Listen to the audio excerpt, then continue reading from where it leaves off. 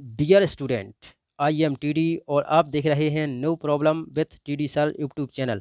इस चैनल में आपका बहुत बहुत स्वागत है। आज हम आपके लिए लेके आए हैं कक्षा 10 की अंग्रेजी का प्रथम अभ्यास प्रश्न पत्र, जो लोक शिक्षण संचालनालय मध्य प्रदेश भोपाल द्वारा दिया गया है। NAS अर्थात राष्ट्रीय उपलब्धि सर्वेक्षण 2021 का आयोजन शेड्यूल के अनुसार नवंबर में होना है, जिसके लिए 3 प्रैक्टिस टेस्ट लोक शिक्षण संचालनालय द्वारा आयोजित किए गए हैं। यह प्रथम अभ्यास प्रश्न पत्र है, जिसका हम हल इस वीडियो में प्रत्येक प्रश्न का हिंदी अर्थ सहित जानने वाले हैं। तो आइए शुरू करते हैं। ये रहा हमारा प्रथम अभ्यास प्रश्न पत्र अंग्रेजी कक्षा 10। अब हम इस पेपर के प्रथम प्रश्न को पढ़ते हैं। Question number 1, read the following story and answer the question given value. अर्थात निम्नलिखित कहानी को पढ़िए और नीचे दिए गए प्रश्नों के उत्तर दीजिए। तो छात्रों, यदि हम इसका अनुवाद करेंगे और इसको पढ़ेंगे तो ज़्यादा वीडियो लंबा हो जाएगा, इसलिए हम इसका सीधा अर्थ पढ़ लेते हैं। फिर इसी अर्थ के आधार पर आपको प्रत्येक प्रश्न का अर्थ बताते हुए उसका उत्तर भी बताते चलेंगे। तो आइए शुरू करते हैं। इसके अर्थ को समझ लेते हैं। पहले, बहुत पहले हमागुची नाम का एक बुद्धिमान बूढ़ा जापान के तटीय क्षेत्र में एक गांव के सामने एक पहाड़ी के ऊपर रहता था। वह सभी ग्रामीणों द्वारा प्यार और सम्मान किया जाता था, क्योंकि वह बुद्धिमान, दयालु और मददगार था। वे उन्हें प्यार से दादा कहते थे। ग्रामीण अक्सर उनसे अपनी समस्याओं के बारे में सलाह लेते थे। वह उन्हें अच्छी सलाह देता।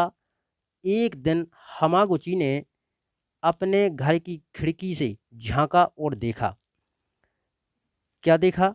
कि गांव वाले अपने वार्षिक फसल उत्सव की तैयारी कर रहे थे। बहुत गर्मी और उमस थी। समुद्र से एक नरम हवा चली। जल्द ही उसने समुद्र में बड़ी लहरें देखीं। वे काले और धमकी भरी लग रही थीं।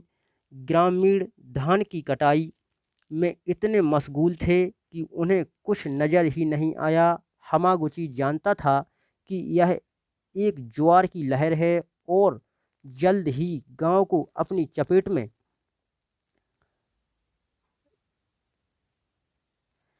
ले लेगी। कैसे करें ग्रामीणों को सचेत, उसने जल्दी सोचा। फिर वह दौड़कर अपने खेत में गया, जहां चावल के ढेर पड़े थे, और एक एक करके उसमें उसने आग लगा दी। जलते हुए चावल से आग की लपटें तेज धधकती हुई आसमान की ओर उछल पड़ीं। ग्रामीणों ने धुआं देखा और सोचा कि हमागुची ऐसा क्यों कर रहा है। उन्होंने सोचा कि वह पागल है, लेकिन वे भाग गए जहां वह खड़ा था। एक बार जब वे पहाड़ी की चोटी पर पहुंचे तो उन्होंने वापस समुद्र की ओर देखा और जोर से चिल्लाए, देखो देखो, एक भयानक ज्वार की लहर आ रही है। कुछ ही समय में लहर ने गांव में प्रहार किया और उनकी सारी संपत्ति लेकर उनके घरों को नष्ट कर दिया। अचानक हुई विपदा को देखकर लोग स्तब्ध, चुप और शांत थे। हमागुची ने अपने बलिदान से सैकड़ों ग्रामीणों की जान बचाई थी। कई साल बाद जब गांव पुनर्जीवित हुआ, ग्रामीणों ने उनका नाम हमागुची देवता रखा और उनके सम्मान में एक मंदिर का निर्माण किया और वहां रोज प्रार्थना की जाती थी।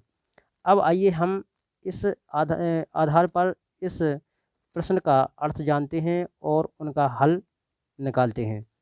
तो पहला प्रश्न है, Hamaguchi drew the attention of the villagers by. यानी हमागुची ने ग्रामीणों का ध्यान खींचा। अब कैसे खींचा? Putting his rice stacks on fire, यानी अपने चावल के ढेर में आग लगाकर। तो इसका ऑप्शन नंबर 3 करेक्ट आंसर है। अगला question, which of the following traits does not describe Hamaguchi? निम्नलिखित में से कौन सा व्यवहार हमागुची का वर्णन नहीं करता? तो इसका आंसर है confused and helpless. Next question, the expression when the village had revived implies that. अभिव्यक्ति जब गांव को पुनर्जीवित किया गया था, तो इसका क्या अर्थ है? Normal. The expression when the village had revived implies that, अर्थात अभिव्यक्ति जब गांव को पुनर्जीवित किया गया था का अर्थ है। तो इसमें answer number 1 normal activities were restored, यानी सामान्य गतिविधियों को बहाल कर दिया गया था। Question number 4, the villagers expressed their gratitude to Hamaguchi by. ग्रामीणों ने हमागुची का आभार व्यक्त किया। कैसे? Building a temple in his name, यानी ग्रामीणों ने उनके नाम का मंदिर बनवाकर उसका आभार व्यक्त किया। तो इसमें आंसर नंबर 2 करेक्ट है। अब हम बढ़ते हैं नेक्स्ट क्वेश्चन की तरफ। The story teaches us to, कहानी हमको सिखाती है। क्या सिखाती है? केयर फॉर अदर्स सेल्फलेसली, यानी हमें निस्वार्थ भाव से दूसरों की देखभाल करना सिखाती है। तो इसका आंसर 3। इसके बाद next question, what is the most suitable title for the story? कहानी के लिए सबसे उपयुक्त शीर्षक कौन सा है? तो इसका आंसर हो जाएगा the rescue of the villagers, यानी ग्रामीणों का बचाव। नेक्स्ट क्वेश्चन है 7। अब 7 में हमारा फिर से अनसीन आ जाता है। अब हम इस अनसीन को फिर से पढ़ेंगे नहीं, लेकिन हम इसका हिंदी अनुवाद सीधा बता देते हैं और उसी अनुवाद के आधार पर आपको सभी प्रश्नों के उत्तर बता दिए जाएंगे। Read the following passage and answer the questions that follow, यानी निम्नलिखित गद्यांश को पढ़िए और उसके बाद आने वाले प्रश्नों के उत्तर दीजिए। तो हम सीधा इसका हिंदी अर्थ बताते हैं। खाने के शौकीन यानी भोजन के शौकीनों के लिए भारत में गर्मी आम के मौसम का पर्याय है। हमारे देश में प्रत्येक राज्य आम की विभिन्न किस्मों का दावा करता है। सभी को व्यंजनों के रूप में जाना जाता है। कुछ पके खाने के लिए होते हैं, जबकि अन्य हरे और कच्चे होने पर सबसे अच्छे खाए जाते हैं। जबकि मौसम मार्च के अंतिम सप्ताह के रूप में शुरू होता है। यह अप्रैल के अंतिम सप्ताह के आसपास ही होता है कि कई किस्में देश भर के फल बाजारों में प्रवेश करती हैं। मौसम जून के अंत तक रहता है। कुछ क्षेत्रों में यह अगस्त के पहले सप्ताह तक रहता है। पिंग पोंग बॉल्स जितने छोटे आम से लेकर बड़े वाले जिनका वजन 2 से 3 किलोग्राम तक होता है, उनमें से प्रत्येक एक पेटू का इलाज है, माने अधिक खाने वाले का। और इन अलग अलग आमों के साथ कुछ प्रसिद्ध व्यंजन आते हैं, जिन्हें मौसमी व्यंजनों के रूप में तैयार किया जाता है। पश्चिमी राज्यों में आम रस या आम का श्रीकंद हो, जिसे आमतौर पर पूरियों और अचार के साथ बनाया जाता है।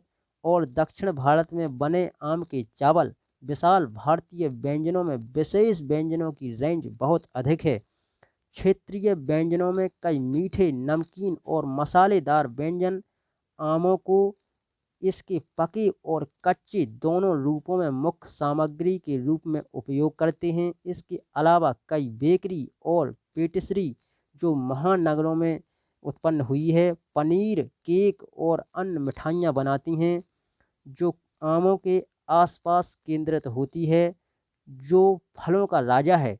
इस प्रकार आपके पास अपने उस मीठे दांत को तृप्त रखने के लिए पर्याप्त विकल्प हैं, लेकिन किसी को यह स्वीकार करना चाहिए कि ताजे कटे हुए आम को काटने का एहसास कुछ भी नहीं है।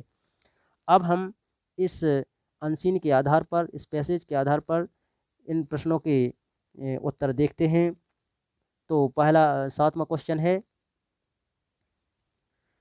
One can find mangoes from, यानी आम मिलते हैं, कब से मिलते हैं? तो मार्च टू अगस्त, इसका पहला आंसर सही है।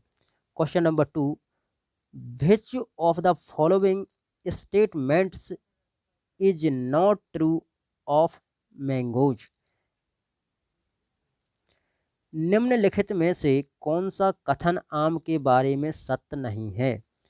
तो इसका अर्थ है, mangoes are not available in summer, गर्मियों में आम नहीं मिलते हैं, यह कथन सत्य नहीं है, इसलिए यह ऑप्शन सही है। Question number 9, the range of the special dishes in the vast Indian cuisine is a plenty means, विशाल भारतीय व्यंजनों में विशेष व्यंजनों की रेंज पर्याप्त है, अर्थात तो इसका आंसर है, there are lots of special dishes with mango in the Indian cuisine, यानी भारतीय व्यंजनों में आम के साथ बहुत सारे विशेष व्यंजन हैं। Next question, core ingredient in the passage means, passage में मुख्य सामग्री का अर्थ है, तो इसका ऑप्शन है first, main item. Next question, mango is often called, आम को अक्सर कहा जाता है the king of fruits, answer number 2 इसका सही है। Next question, according to the text which is the best way of eating a mango, अर्थात पाठ्य के अनुसार आम खाने का सबसे उत्तम तरीका कौन सा है? तो इसका आंसर है, ईटिंग ए फ्रेशली कट मैंगो, अर्थात ताज़ा कटा हुआ आम खाना। अब हम क्वेश्चन नंबर 13 को पढ़ते हैं, जिसमें एक लिस्ट दी गई है और इस लिस्ट का अध्ययन करने के बाद हम इन प्रश्नों के उत्तर इसी में से छांटेंगे। तो हम इसको आप पढ़ लीजिए और हम इसके सीधे आंसर बता रहे हैं क्योंकि यह सिंपल है। तो बढ़ते हैं नेक्स्ट क्वेश्चन की तरफ। Question number 13, I am interested in watching the quiz where is it being conducted, अर्थात मुझे प्रश्नोत्तरी देखने में दिलचस्पी है, यह कहाँ आयोजित किया जा रहा है? तो आंसर नंबर 2, हॉल 2 में। इसके बाद next question, on which day is the school conducting the maximum number of activities, अर्थात विद्यालय किस दिन अधिकतम गतिविधियों का संचालन कर रहा है? तो इसका आंसर है Wednesday. Next question, Mandeep Kaur will be conducting, Mandeep Kaur संचालन करेंगी, कौन सा संचालन करेंगी? तो इसमें आंसर है क्विज शो, यानी तीसरा। Next question, which events will be conducted on Thursday, अर्थात गुरुवार को कौन से कार्यक्रम आयोजित किए जाएंगे। तो इसका आंसर है quiz, meet the author and a visit to National Book Trust, answer 2।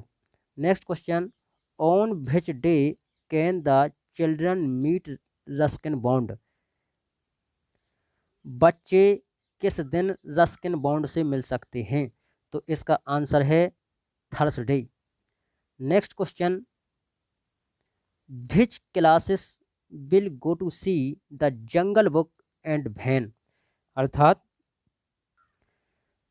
The jungle book देखने के लिए कौन सी क्लास में जाएंगे और कब। तो इसका आंसर है क्लास 5 एंड 6 ट्यूसडे, यानी option number 4।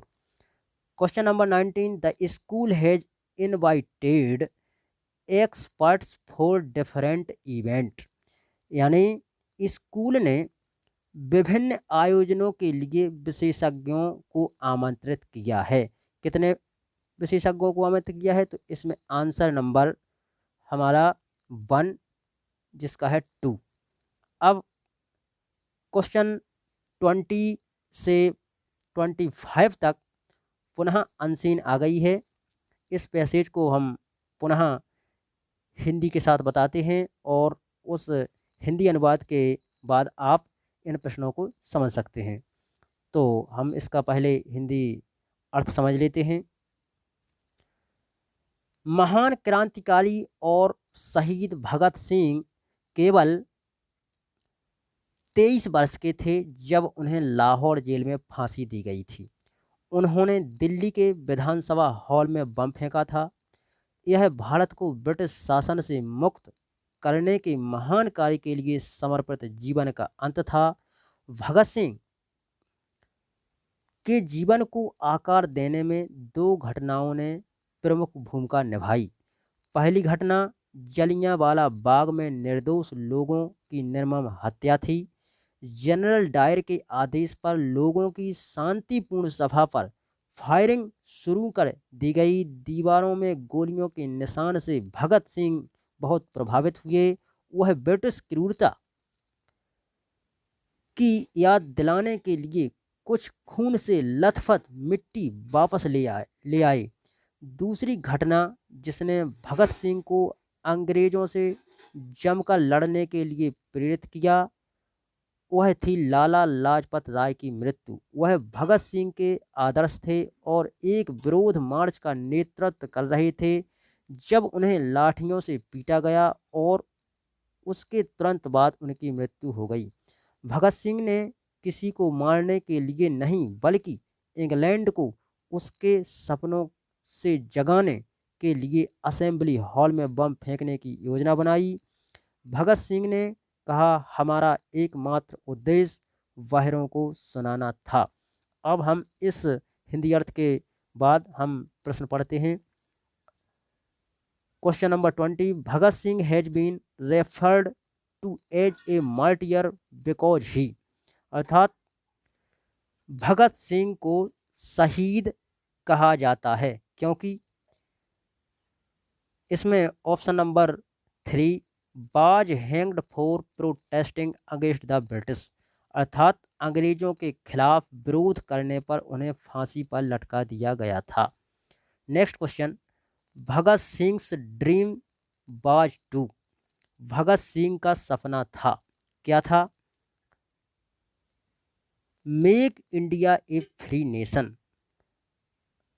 Next question, Bhagat Singh brought home blood soaked mud to, अर्थात भगत सिंह खून से लथ पथ मिट्टी लेकर घर पहुंचे। क्यों पहुंचे। Remind him of British cruelty, अर्थात उसे ब्रिटिश क्रूरता की याद दिलाने के लिए। Next question, Bhagat Singh threw a bomb in the assembly hall to, Bhagat Singh ने असेंबली हॉल में बम फेंका, क्यों फेंका।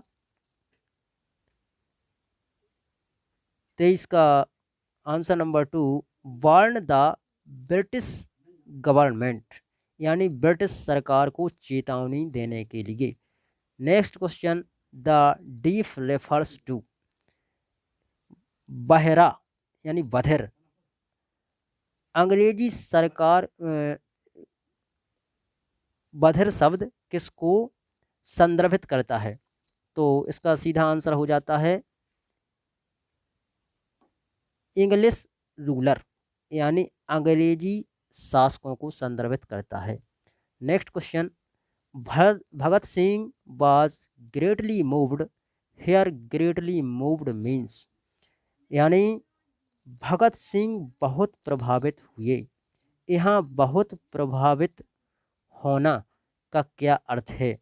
तो इसका आंसर है डीपली टच्ड, यानी गहराई से टच हो गए थे भी। नेक्स्ट क्वेश्चन 26 से 30 तक पुनः एक पैसेज आ गया है और इस पैसेज का हम फिर से सीधा अर्थ बताते हैं और उसी के आधार पर आंसर छांट लेते हैं। नई दिल्ली, अगली बार जब आपको अचानक घरघराहट या छींक आने लगे और आपको संदेह हो कि यह वही आइसक्रीम है जिसे आपने अभी खाया है, तो फिर से सोचें। यह वास्तव में कुछ सामान हो सकता है, जैसे आप जिस हवा में सांस ले रहे हैं। Centre of science and environment, यानी CSE and Indian council of medical research in India and south Africa की एक सर्वे द्वारा आयोजित किया गया था। तो उसमें पाया गया कि उच्च रक्तचाप, इंडोर वायु प्रदूषण, तंबाकू, धूम्रपान और खराब पोषण के बाद वायु प्रदूषण अब भारत में 5वां सबसे बड़ा हत्यारा है। सर्वेक्षण के लिए निगरानी किए गए 180 शहरों में से भारत और दक्षिण एशिया में कुल शहरी आबादी का लगभग आधा हिस्सा हवा में सांस लेता है, जो कि PM10 की अनुमेय सीमा से अधिक है। 1/3 शहरी भारतीय ऐसे गंभीर रूप से प्रदूषित क्षेत्रों में रह रहे हैं। जहरीली हवा के प्रभाव से कोई नहीं बच सकता, इसलिए विशेष रूप से बच्चों, बुजुर्गों और गरीबों के बीच सार्वजनिक स्वास्थ्य के लिए जोखिम को कम करने के लिए तत्काल कार्य करने की आवश्यकता है। अब हम इस आधार पर नेक्स्ट क्वेश्चन को पढ़ते हैं। Question number 26, the passage is about, यानी पैसेज बारे में है, किसके बारे में है? तो इसका आंसर है इनवायरमेंटल पॉल्यूशन, यानी पर्यावरण प्रदूषण। नेक्स्ट क्वेश्चन, भीजिंग एंड स्नीजिंग और कॉस्ड बाई, अर्थात घरघराहट और छींक के कारण होती है, किसके कारण होती है? तो इसका आंसर है इनहेलिंग टॉक्सिक एयर, यानी जहरीली हवा में सांस लेने के कारण। तो next question, which of the following statements is true, निम्नलिखित में से कौन सा कथन सत्य है? तो इसका आंसर है 1/3 of people living in urban areas are affected by air pollution, जिसका अर्थ है शहरी क्षेत्रों में रहने वाले 1/3 लोग वायु प्रदूषण से प्रभावित हैं। Next question, which of the following statements is not true, निम्नलिखित में से कौन सा कथन सत्य नहीं है? तो इसका आंसर है almost half of the Indian population breathes polluted air, यानी भारत की लगभग आधी आबादी प्रदूषित हवा में सांस लेती है। Next question, the word exceeds as used in the passage implies something which is, अर्थात शब्द अधिक जैसा कि पैसेज में प्रयोग किया गया है का अर्थ कुछ ऐसा है जो है, यानी अर्थ इसका आंसर है one more than. Question number next. अब यहाँ से क्वेश्चन अलग टाइप के हैं जिसमें choose correct option to fill in the blanks, इसमें करेक्ट ऑप्शन को चुनना है और इस खाली स्थान में भरना है। तो आइए क्वेश्चन नंबर 31 को पढ़ते हैं। By the time we reach the station see for more than 2 hours, अर्थात जब तक हम स्टेशन पहुंचे वह 2 घंटे से अधिक समय से इंतजार कर रही थी। तो इसका आंसर आ जाएगा option number 3, had been waiting. Question number 2, question number 32, Vinita 50 invitations today, Vinita ने 50 आमंत्रण पोस्ट किए हैं। तो इसका ऑप्शन होगा has posted. Next question, the school play to be a great success, school का खेल एक बड़ी सफलता साबित होगा। तो इसके लिए आंसर है 3, proved. Next question, question number 34, the match by the chief guest on Sunday, तो इसका अर्थ है रविवार को मुख्य अतिथि ने मैच का उद्घाटन किया। अब इसमें ऑप्शन है was inaugurated. Question 35, it was cloudy it did not rain, हालांकि बादल छाए रहे लेकिन बारिश नहीं हुई। तो इसके लिए आंसर है although. Next question 36, Raman is very obedient he does he is told, Raman बहुत आज्ञाकारी है, वह जैसा कहता है वैसा ही करता है। तो इसके लिए आंसर है हमारा 2, as. Next question, she was unwell I offered to help her, क्योंकि वह अस्वस्थ थी मैंने उसकी मदद करने की पेशकश की। अब इसके लिए ऑप्शन 3, सिंस, चूंकि, सिंस मीन्स चूंकि। Next question, his father can't with his rude behaviour any more, अर्थात उनके पिता यानी उसके पिता अब उसके अशिष्ट व्यवहार को नहीं सह नहीं सकते हैं। अर्थात माने उसका कहने का मतलब है कि उसके अशिष्ट व्यवहार को सह तो सकते हैं लेकिन किसी को बता नहीं सकते। तो इसके लिए पुट अप, ये आंसर 1 इसके लिए उपयुक्त है। Next, she was very happy when she her old friend, जब वह अपने पुराने दोस्त के पास गई तो वह बहुत खुश थी। तो इसके लिए answer ran into. Next question, I have got used in crowded buses, मुझे भीड़ भाड़ वाली बसों में सफ़र करने की आदत हो गई है। तो इसके लिए आंसर है टू ट्रेवलिंग। ऑप्शन 2।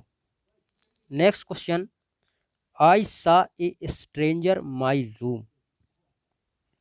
मैंने एक अजनबी को अपने कमरे में प्रवेश करते देखा। इसके लिए आंसर है inter. Next question, it was generous of him food with us. हमारे साथ भोजन साझा करना उनके लिए उदार था। हमारे साथ भोजन साझा करना उसके लिए उदार था। तो इसके लिए ऑप्शन सही है to share. Next question, could you please stop so much noise. क्या आप कृपया इतना शोर करना बंद कर सकते हैं। इसके लिए ऑप्शन सही है making. Next question,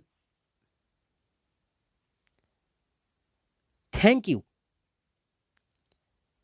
to my problem so patiently. इसका अर्थ है मेरी समस्या को इतने धैर्य से सुनने के लिए धन्यवाद। तो इसके लिए option four listening. Next question, it red the dust in the air would have settled. इसके लिए ऑप्शन सही है हेड, क्योंकि इसका अर्थ है बारिश होती तो हवा में धूल जम जाती। Next question, our team can win the match if it regularly. इसका अर्थ अगर नियमित अभ्यास करें तो हमारी टीम मैच जीत सकती है। इसके लिए option three practices. Next question, if he hard we would have succeeded. If he hard he would have succeeded. इसका अर्थ है अगर उसने कड़ी मेहनत की होती तो वह सफल होता। इसके लिए correct option A one hard worked. If you home on time you wouldn't have missed the train. अगर आप समय पर घर से निकल जाते तो आपकी ट्रेन मिस ना होती, यानी आपकी ट्रेन ना छूटती। तो इसके लिए ऑप्शन होगा सही 48 का had left. Next question, I rather drink coffee than tea. मैं चाय के बजाय कॉफी पीऊंगा। इसके लिए ऑप्शन है would. Next question, I wish you come with us. अर्थात काश आप हमारे साथ आ पाते। तो इसके लिए ऑप्शन है could. Next question, the librarian said you take the book home. Librarian ने कहा आप किताब घर ले जा सकते हैं। तो इसके लिए चूंकि ये डायरेक्ट इनडायरेक्ट वाला सेंटेंस है तो इसका आंसर है may. Next question, the hostel warden warned us that we not be late again. इसका अर्थ है छात्रावास के वार्डन यानी हॉस्टल अधीक्षक ने हमें चेतावनी दी कि हमें फिर से देर नहीं करनी चाहिए। तो इसका सही option should. Next question, a mango by her.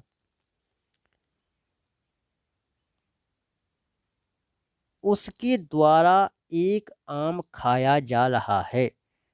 ये हमारा पैसिव है, तो इसका आंसर है is being eaten. The work heard already by him. उसके द्वारा काम पहले ही पूरा कर लिया गया था। तो इसका ऑप्शन सही been completed. Next question, food cooked by my mother. खाना माँ के द्वारा बनाया जा रहा था, यानी खाना माँ बना रही थी। तो इसके लिए सही ऑप्शन है was being. Let the letter. Let the letter, पत्र पोस्ट किए जाएं। तो इसका सही ऑप्शन बी पोस्टेड। चूंकि यह इंपरेटिव सेंटेंस का पैसिव है, इसलिए यहाँ लेट से स्टार्ट किया गया है और बी पोस्टेड इसका ऑप्शन सही है। अब क्वेश्चन नंबर 57 से 60 तक कुछ अलग टाइप के हैं, तो क्वेश्चन को पढ़ लेते हैं। Two sentences have been combined into one. Choose the sentence that has the same meaning and is grammatically correct. दो वाक्यों को एक में मिला दिया गया है, उस वाक्य का चयन करें जिसका अर्थ समान हो और व्याकरण की दृष्टि से सही हो। तो question number 57, the manager handled the case very well, he was experience. तो इसके लिए सही सेंटेंस है as the manager has experience he handled the case very well. जैसा कि प्रबंधक के पास अनुभव है, उन्होंने मामले को बहुत अच्छी तरह से संभाला।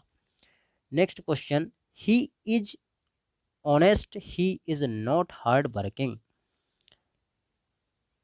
वह ईमानदार है लेकिन वह मेहनती नहीं है। तो इसके लिए correct answer he is honest but he is not hard working, ये पहली वाला। Next question, she had limited resource, she gave a good education to her children. इसका अर्थ है उसके पास सीमित संसाधन थे, फिर भी उसने अपने बच्चों को अच्छी शिक्षा दी। तो इसके लिए सही option she had limited resource yet she gave a good education to her children. Next question और अंतिम question, today is Sunday, the shops are closed. आज रविवार है इसलिए दुकानें बंद हैं। तो इसके लिए सही option option number 4, today is Sunday so the shops are closed.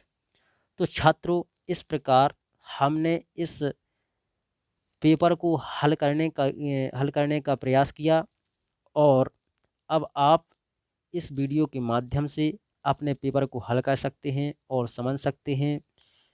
एक बात और अंत में बताना चाहूँगा कि अभी आपके इसी प्रकार के 3 टेस्ट, 2 अभी प्रैक्टिस के होना है और एक मेन होना है, जो शेड्यूल के अनुसार नवंबर में होना है। तो इन सभी प्रश्नों के हल जानने के लिए हमारे चैनल को सब्सक्राइब अवश्य करें, ताकि इसी प्रकार आपको हिंदी सहित संपूर्ण पेपर का हल वीडियो में मिलता रहे। अब हम मिलते हैं नेक्स्ट वीडियो में एक नए प्रश्न पत्र के साथ या नए लेसन के साथ। तब तक के लिए नमस्कार।